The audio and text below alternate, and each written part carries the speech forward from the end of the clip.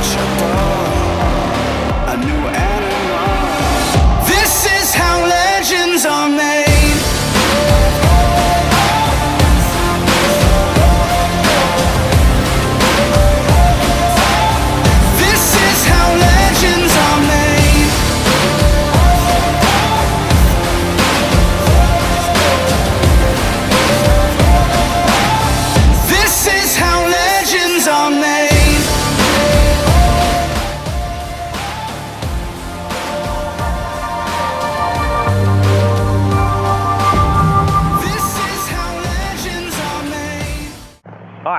So we're back with Enzo. We're gonna keep working on the lead changes. We're gonna move up to maybe some 6th grade stuff now. So we showed you some 3rd grade stuff. This will be some 6th grade stuff, how we start putting things in motion. So we've already trotted and lateraled over. We've already worked on that. Now we're gonna start putting some circles on him and making sure that we actually have a lot of lateral, okay? I'm gonna show you the easy way and the hard way to do this. Okay, so we're gonna take up a trot. This one's gonna be on a circle, so I wanna just set up on a nice little circle, nice easy pace. This is going to be some of my warm-up for my lead change horse. I want to make sure he can move around, be soft, be supple, be flexible, and give up his parts and pieces. So you've seen this move a lot in the recent videos we started doing. A lot of the clinic from Nova Scotia. Take that head to the side and push him out. So you see him come up and around right there, up and around. Okay, so that's testing my inside leg. Do you come up off that side and move your body out of that circle, okay? So really, really important here that we can push him out and keep this inside up, pushing across. Now, when I do that, I wanna lift up my inside hand. One of the big things that we want out of a lead changing horse is that we've got his shoulders in our hands. So when I wrap that outside rein, he comes up and around. I wrap this rein right here, he comes up and around, and I don't have to pull very hard to get a lot of shoulder. All right, so we're testing really how much do his shoulders come up to us. Is he light in his front end? If it's heavy or he leans on me when I go to pick this rein up, I'm kind of in trouble for getting his front end to stay straight and or change when I do things. So we want to be able to push him on this circle, take up our circle, pick him up on the inside, push him out. And I can take this rein, I can bump it to my outside shoulder, so it's inside rein to outside shoulder. You see how tight he makes that move, how hard that is, right? He makes a big, aggressive move to the outside. What that's gonna do for me is let me stay relatively straight with my hands, and then when I do go to pick up my reins and make a move on him, it's gonna mean a lot to him. See, I can cut back over, how light this horse is off my reins. I don't wanna have to pull him really hard to get him to make a move, okay? So I wanna be able to pull this rein, him come up and around, nice and tight, boom.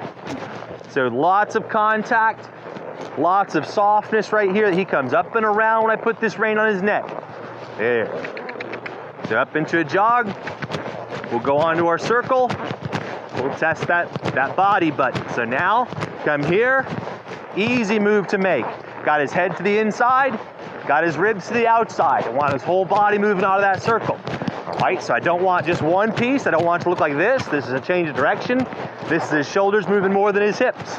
That's very bad. I need both ends moving together. If I were to do this maneuver, and he leaves his hip behind, I need everything going together. So if he were to leave his hip behind, we're gonna stop, push his hips around, make him a little lighter in his hips, okay? As always, I'm watching his neck. I'm watching if his pole wants to come up. I want him to stay pressing down in my hands. I got light contact on the reins. He's kind of sitting down there. We've got a bit in his mouth that he kind of likes, that he'll push against. I want to feel contact, okay? So, very basic, push out of the circle. More advanced, push into the circle. Okay, and this one's gonna be hard for you guys to get, okay? So when we go to push back into the circle, what I'm doing is I'm wrapping that outside rein, wrapping my outside leg. I'll come around so you can see the top of the circle right here. I wanna move into the circle like that. Come around, and I'm moving his body into the circle. Moving him onto my left foot, moving him into the circle. And that's a lot harder to get. So horses will understand this one really easy, but this one back into the circle is a bit harder to get. But you see how soft and supple my horse is, that I can kind of push his body around whatever position I want, He's gonna give it to me.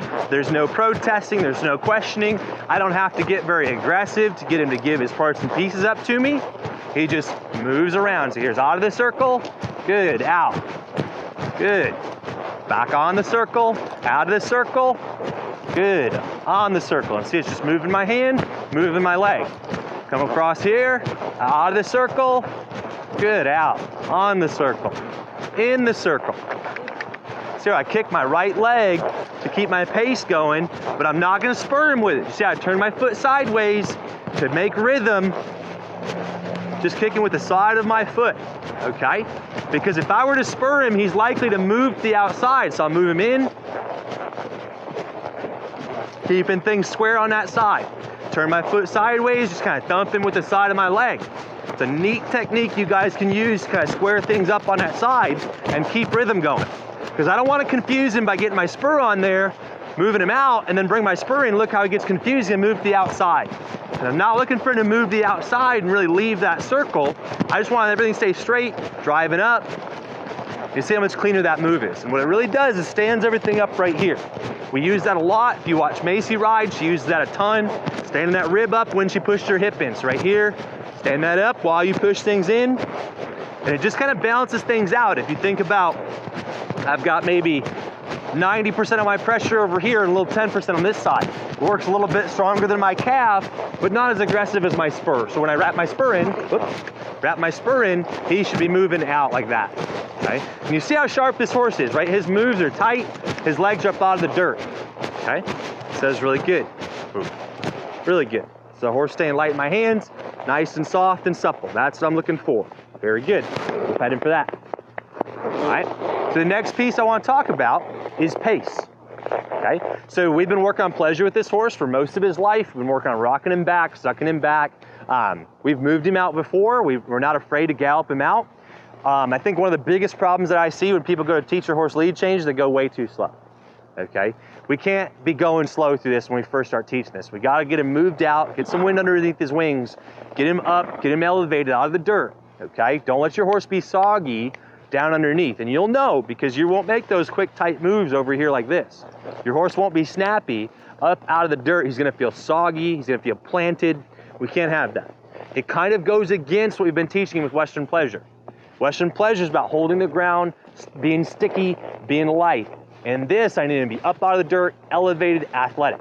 Okay, so this is kind of the culmination of everything we've been doing, teaching this horse how to be athletic, carry himself in an athletic manner, use himself properly. This is all what it's about, all right?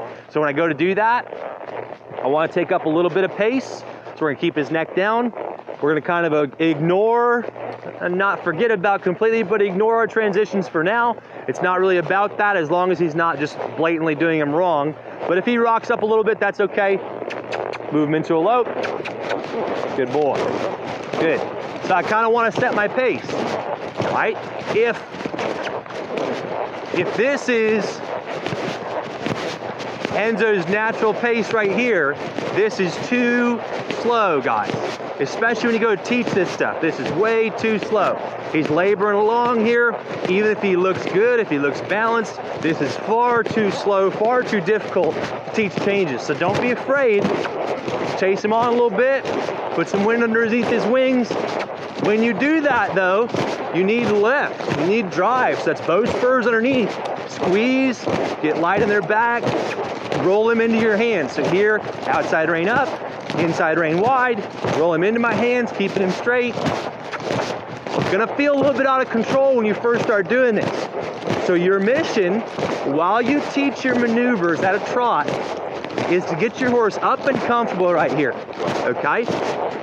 They need to get up in this gear and not be nervous about it. So lots of this gear. Lots of this gear for your horse, lots of this gear for you as a rider, because you're gonna be a little bit nervous here if you're not used to riding your horse up like this, okay? But see where I got him just sitting in my hands? Really like this, keep my legs wrapped around. Teaching that we're gonna make lots of moves doing this stuff, and it's okay. It's okay to be up there. We're not gonna be nervous about it. Just gonna be galloping around, using yourself. Always test and see, like, am I still in control? Whoa. Good, still in control, okay? So even though I got him pushed up, I'm still in control, and that's something that maybe when you start this, you might not be in so much control, okay? So this takes probably a good month, at least a couple weeks of getting your horse, like he still gets excited every now and then, getting your horse up to where he'll make these moves, not get too frisky, not try to buck up here just because you're going fast. It doesn't make any sense to me to try changing leads if he's nervous and he's just gonna buck right here, regardless of when I start asking him to do things. He's just bucking because he's excited about being able to go fast finally, right? So coming along, notice how I'm doing lots of big loops, big counter turns, come around, regular turn, hands up, make those shoulders come up and around. Good boy, straight. Always make sure you can drive your horse straight between your feet, straight between your hands. Come around. Make sure when you go straight that you can actually sit straight and square on your horse, okay? And that things fly straight. So I'll come around down my center line so you can see where I got his position. Come around. See how my hands sit straight? My feet sit straight. Okay, so I'm right here. I'm not going like this. I'm not doing this the whole way down that straightaway. I'm staying pointed to you guys, and I'm not fighting him for the position, okay? So when I come around, I'll show you how long I can go straight without having to make corrections. So come along, and kind of just keep in mind, how much work are you having to put in to go straight on your horse? Because if you can't just sit straight, sit square, like here, I'm just keeping my calves around, got my hands close, that's it. I'm not having to do this to keep him going straight, because this is gonna get you in trouble, right? If your horse doesn't commit to a line, there's no way you're gonna get him up to change leads. So I wanna turn straight, point the wheel straight, pick something about 10 feet in front of me, go straight to it, right between my hands and my feet. Don't get in the habit of oversteering your horse, all right? So if you oversteer your horse and you're always kind of handling him like this, he's never gonna know where straight is, okay? So I do a turn, up, around, straight, straight, straight, straight, straight. If he were to miss it and lean too far one way or the other, I'm gonna stop, push him away, like if he leaned to the inside right there, fell through, didn't respect my leg, push him away, load him back up on that. And I just earned some respect out of this leg. He tipped over again. This is all foundational stuff, right? You've seen this when we were teaching to be a pleasure horse.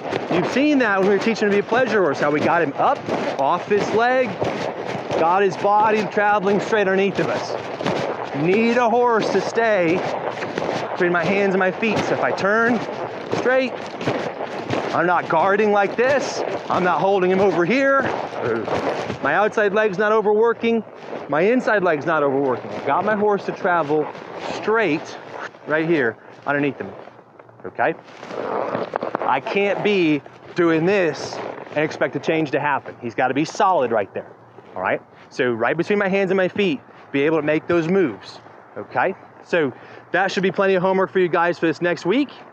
Check back in with us next week. We're gonna start actually doing our changes, show you guys what goes wrong, show you guys what goes right, how to fix it when it goes wrong, using the maneuvers that we just taught him right there. It does not have to be complicated, okay? If you can get your horse as light as mine, when you're doing your walk and you're pressing him around and passing him around to your feet, I promise you he'll change leads really easy, and it won't be a big deal. And if he misses it, you'll know exactly where to fix it, okay? Awesome. Thank you so much for tuning in today, guys. We love you, Patreon supporters. We got lots of new stuff coming in. We're going to be at the Congress this weekend for the sale Friday night, Saturday. We watch the sale stakes classes. Seek us out. Send us a message on Patreon, Facebook, text us, whatever you want to do. We'd love to chat with you guys and see you and meet you and answer any questions you might have. Thanks so much, guys. We'll see you in the next video.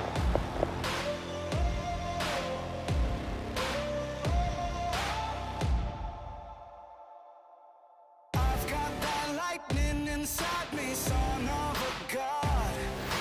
I'm like a titan that's rising on just you.